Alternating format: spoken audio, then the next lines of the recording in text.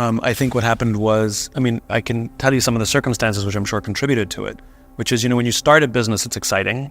There's a statistic that hangs over your head that over 90% of all new businesses fail in the first 3 years. And so that's, if you're a little bit competitive and you like bad odds, that's fun. And I'd beat that. I now joined in a very elite group in the world that said, you've survived 3 years.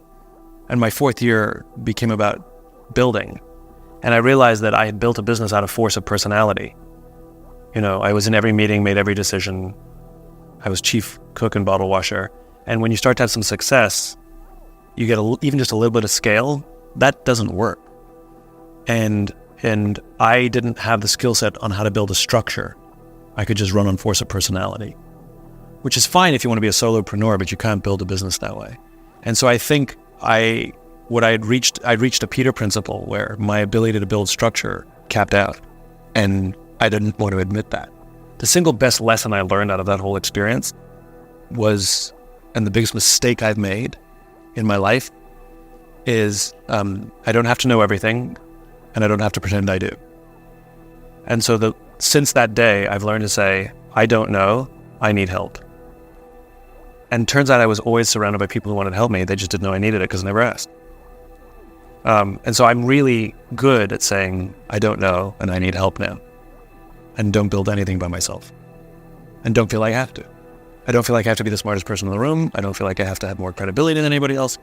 I don't mind any of those things. I let go of all of that baggage. And a lot of us still carry that baggage, that we think if we're the leaders, we have to have all the answers. We have to be the smartest person. We have to be better at everybody else's job than they are, because that's what makes us a leader. And we falsely confuse our credibility as a leader is not tied to our intelligence. It's tied to our ability to see those around us rise. That's what it means to be a leader. So if you can shed those demons, it's pretty empowering. I think the West has lost its honor. I think it's been a steady drumbeat. It's been a slow decline. I don't think it happened overnight. There's no one event. But, in the 1970s, Milton Friedman, the economist, theorized that the responsibility of business was to maximize profit within the bounds of the law. No mention of ethics. And that definition, which was just a theory, was embraced by a class of corporate leader in the day. And they used it to justify new behaviors in business. So, for example, the concept of mass layoffs to balance the books, which is now normal. CEOs very comfortably go on TV and say, we missed our numbers, we're having a round of layoffs. Like, you're profitable, just not as profitable as you promised. So normal, like they just do it very openly. That did not exist as a behavior, did not exist prior to the 1980s. Didn't exist. You only had layoffs for existential reasons. The rise of Jack Welch, who I think I am trying to undo everything he did. I think he was a terrible human being who basically perpetuated concepts of short-termism, rank and yank, pitting our people against each other inside our own companies and creating internal competitions.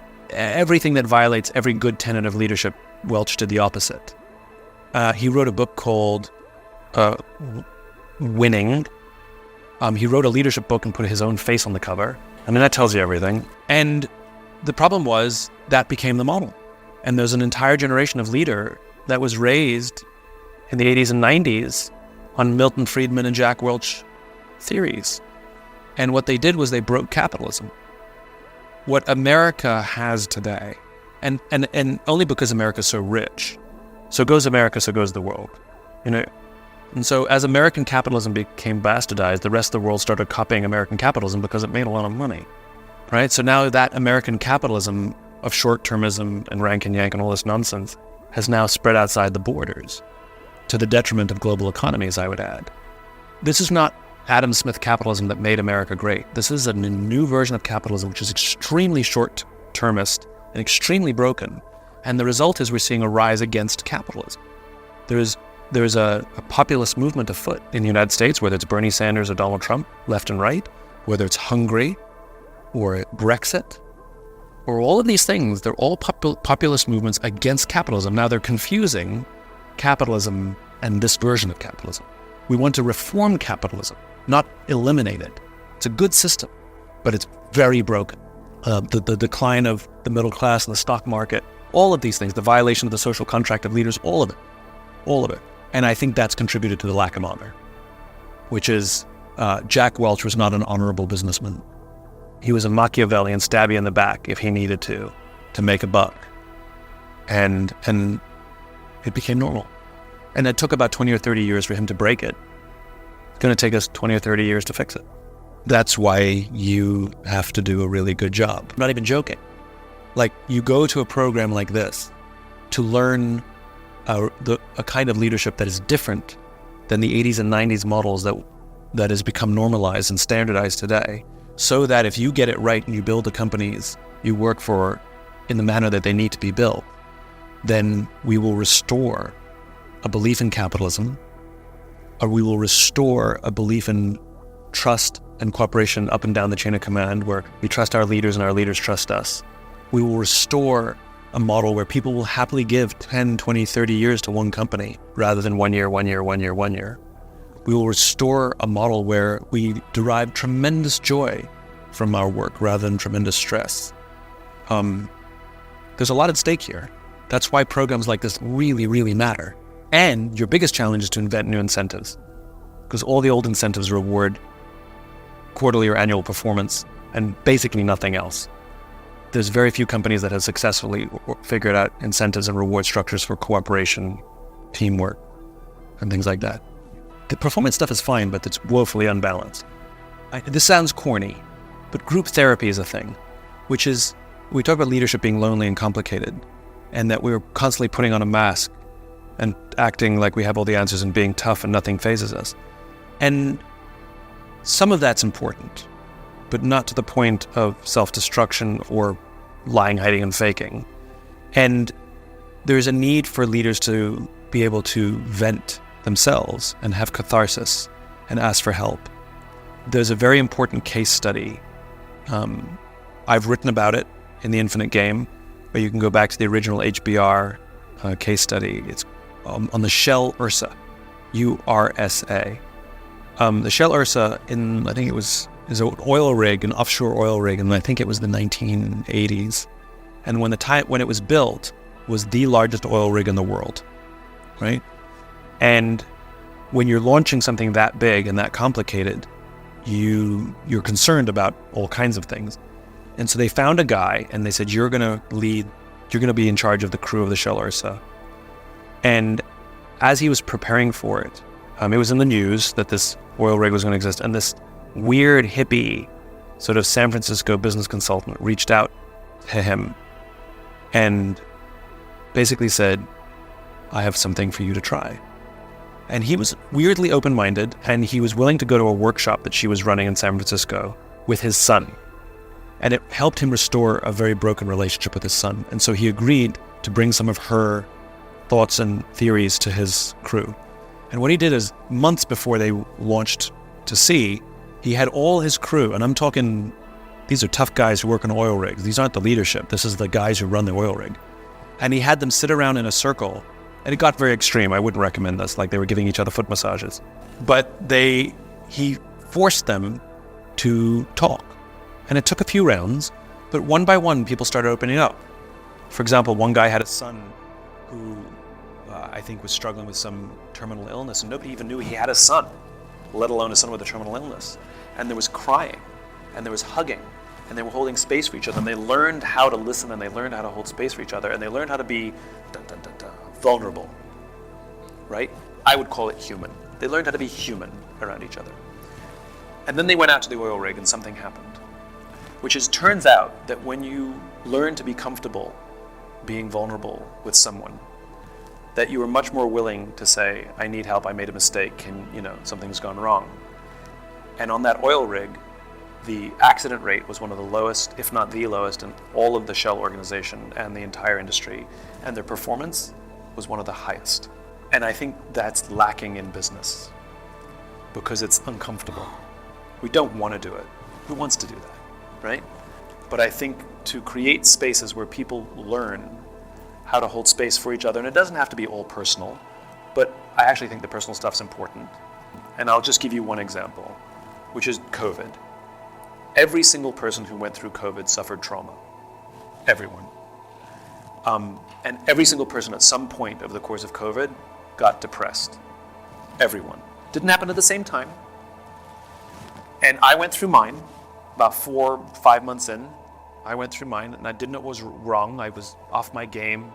I was struggling. I didn't know what it was. And I called a friend of mine who was in the military. And I said, how do you know when you're suffering from the trauma of combat? And he said, well. And there was no leading questions. I just asked him a very open question.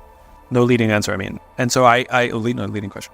And he said, well, he says, I fall out of my sleep cycle. I start going to bed very late and don't want to get out of bed in the morning.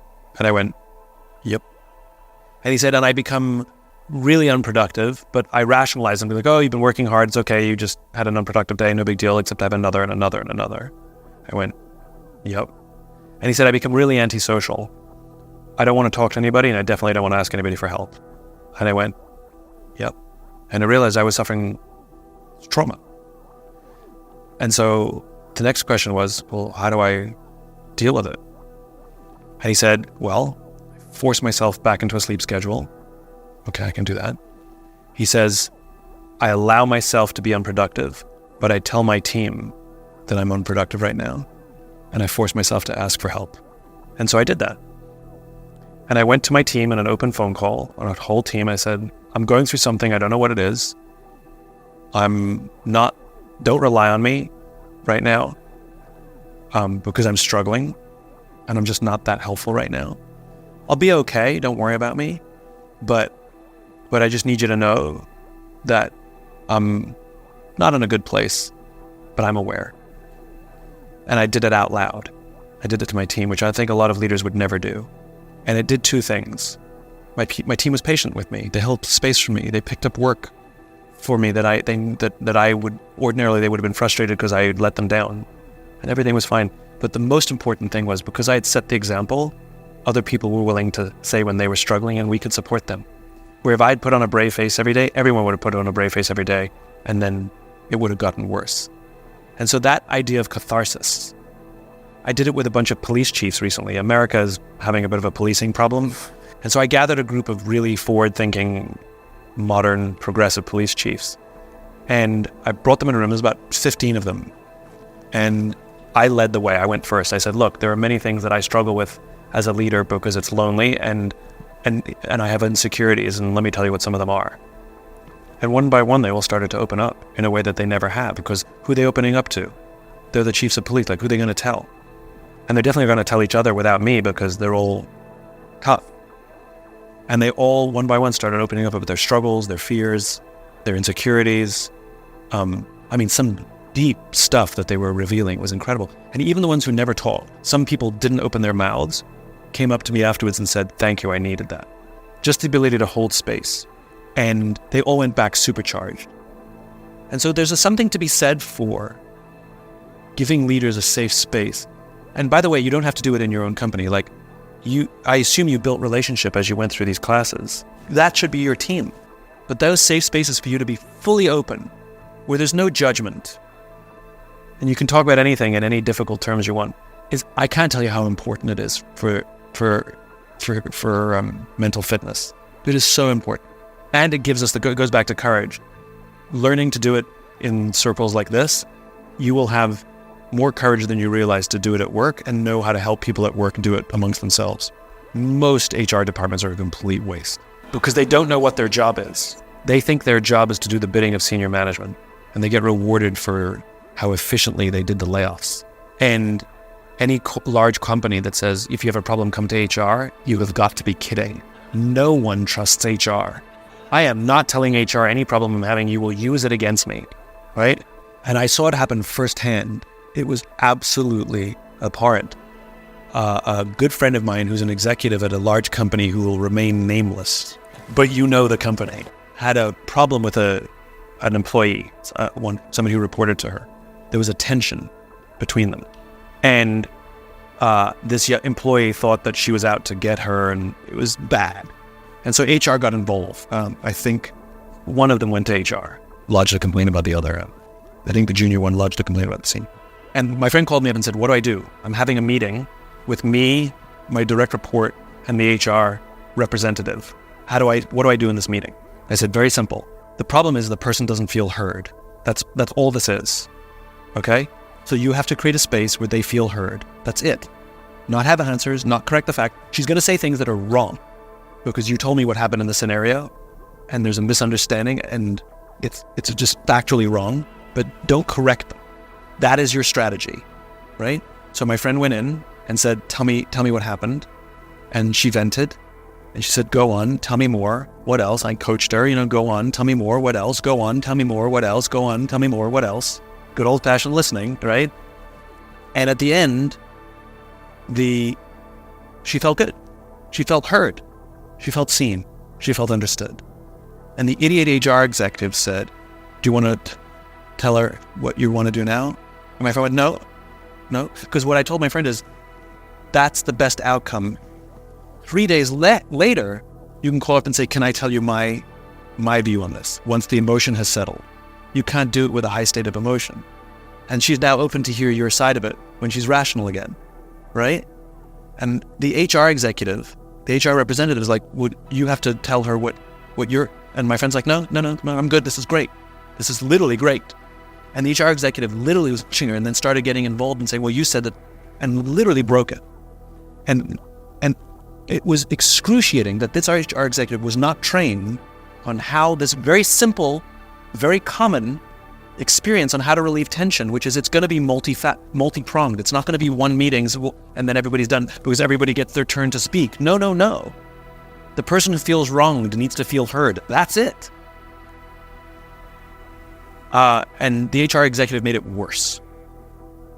So I think there's a massive opportunity for the HR profession to be professionalized and reformed, where the HR is the voice of the employee at the executive table. That is your job. That when the executives say, we are going to have a round of layoffs, the HR should be saying, hold on. What's the issue? Well, we need to save 10% of expenses. Okay. Let me go back to the people that I represent. I'm the voice of the people here. You're the voice of finance. You're the voice of operations. I'm the voice of people. So I'm representing them here. I'm their union leader. Let me go back to them and see if we can find 10% somewhere else. And you go back to everybody and say, guys, they got to save 10%, and they are willing to do layoffs, and I want to make that the last resort. How can we all band together and find 10% of savings? Let's do this to help each other. Better we should all suffer a little than any of us should have to suffer a lot. How are we going to figure this out? That's HR's job. Not be like, okay, you need to do layoffs. By what date? And I think there's a massive opportunity, and it goes back to honor, and it goes back to trust, and it goes back to all these things, which is HR can fix many of the broken ills and poor leaders in all the other positions.